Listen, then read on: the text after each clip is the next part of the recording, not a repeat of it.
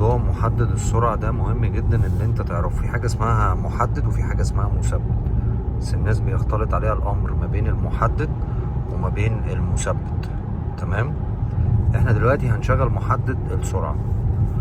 هنجيب محدد السرعة كده، منظم السرعة يعني مثبت السرعة. محدد السرعة هنا السرعة متحددة على كام؟ زي ما انتم شايفين على 90. مهما انت دوست بنزين، يعني احنا نوصل لل90 اهو. بصوا هي اصلا انا دوست البنزين على الاخر، خلاص تحت على الاخر.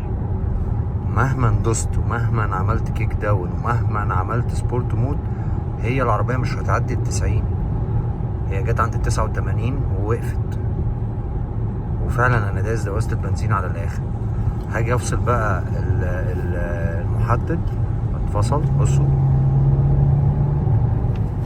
هي عدت على طول. هرجع اشغله تاني. احنا كده 77.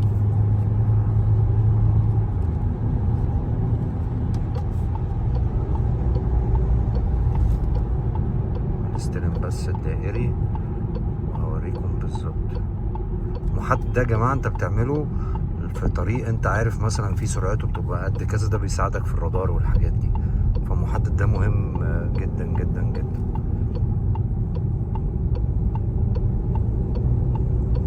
طبعا احنا بنجرب في 3008. بصوا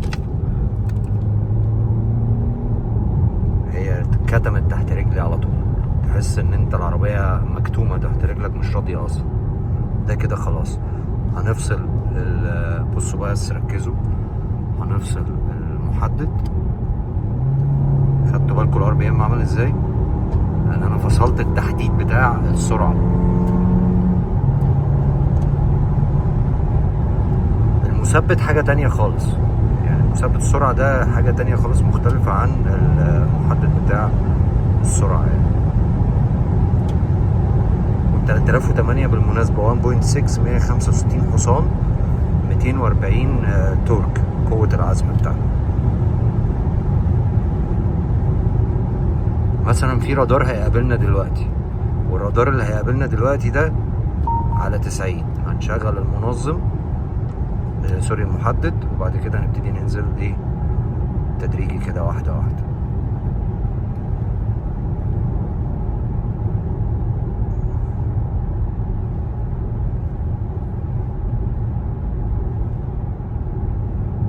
الرادارات ما شاء الله بقت في كل حتة.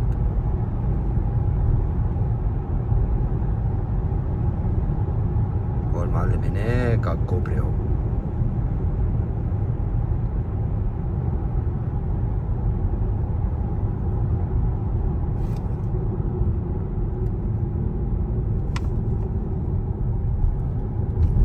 دي فايدة الايه؟ المحدد بتاع السرعة.